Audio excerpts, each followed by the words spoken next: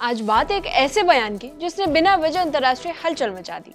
अब दुनिया की कूटनीति में आजकल चल क्या रहा है? कोई मीटिंग नहीं, कोई प्रेस कॉन्फ्रेंस नहीं, बल्कि सोशल मीडिया पर हाई वोल्टेज ड्रामा। दरअसल अमेरिका के राष्ट्रपति डोनाल्ड ट्रंप ने भारत को नर्क कहा और इसके बाद शुरू हुआ रिएक्शन का सिलसिला।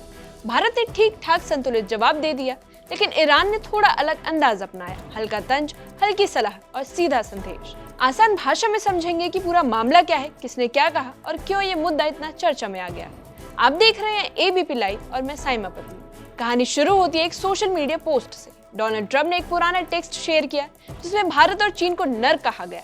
दरअसल इस बार अमेरिकी राष्ट्रपति ने कट्टरपंथी अमेरिकी लेखक और कमेंटेटर माइकल सैवेज के 3 हफ्ते पुराने वीडियो का टेक्स्ट पोस्ट किया है, जिसमें भारत और चीन जैसे देशों को हेल होल या फिर नर्क बताया गया। बर्थराइट सिटीजनशिप या फिर जन्म सिद्ध नागरिकता के नाम से इस वीडियो में भारत विरोधी बात की गई और अब इसी वीडियो में कही गई बातों को ट्रंप ने लिखकर 4 पन्नों में ट्रुथ सोशल मीडिया पर शेयर किया है। इस वीडियो को माइकल सैवेज ने 1 अप्रैल को अपने YouTube चैनल पर लाइव स्ट्रीम किया था।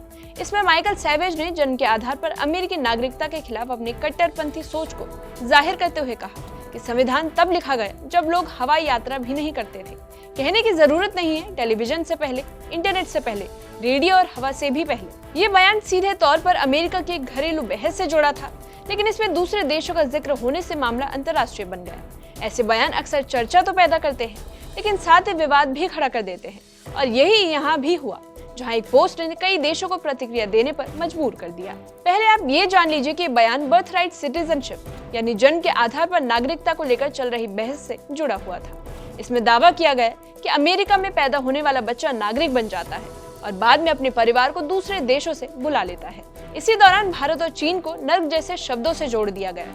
ये तुलना कई लोगों को ऑफेंसिव लगी, क्योंकि इसमें देशों की छवि को गलत तरीके से पेश किया गया था। अब आमतौर पर ऐसे मामलों में सीधा जवाब देखने को मिलता है, लेकिन भारत ने शुरुआत में संयम रखा और ये एक सोची समझी रणनीति भी हो सकती है, क्योंकि भारत अमेरिका के रिश्ते कई स्तरों पर मजबूत हैं। वहीं चीन ने इस पर ज्यादा प्रतिक्रिया नहीं दी, लेकिन इसी बीच एक देश ऐसा था जिसने अलग तरीके से जवाब दिया और वो देश था ईरान।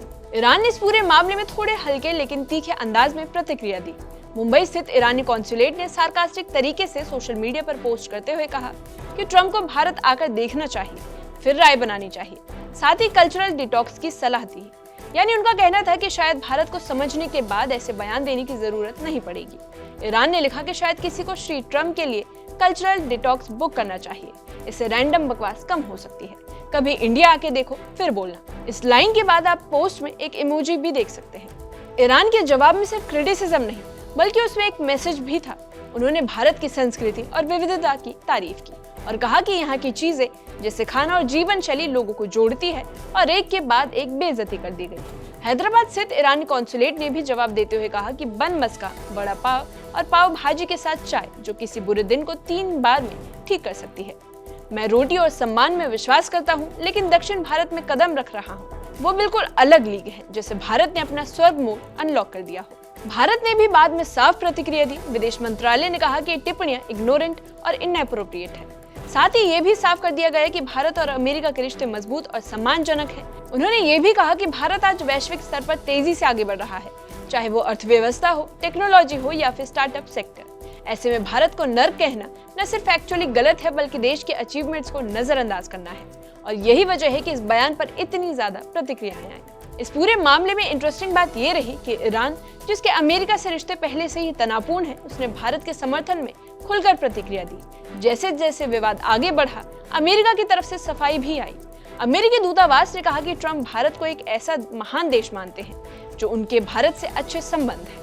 ये बयान पहले वाले पोस्ट से काफी अलग था, लेकिन इस बयान से एक बात तो तय है कि पहले भारत को नर्क कहा गया और बाद में तारीफ करके स्थिति को संभालने की कोशिश की गई। ये पूरा मामला एक बयान से शुरू हुआ और धीरे धीरे एक डिप्लोमेटिक एक्सचेंज में बदल गया। ट्रंप ने एक घरेलू बहस को उठाते हुए भारत और चीन को नर्क कहा, लेकिन इसके बाद जो प्रतिक्रियाएं सामने आई, उन्होंने इस मुद्दे को अंतर्राष्ट्रीय बना दिया। भारत ने संतुलित लेकर सख्त रुख अपनाया, जबकि ईरान ने उसी बात को थोड़े अलग और हल्के अंदाज में रखकर जवाब दे दिया। वहीं अमेरिका को बाद में सफाई भी देनी पड़ी।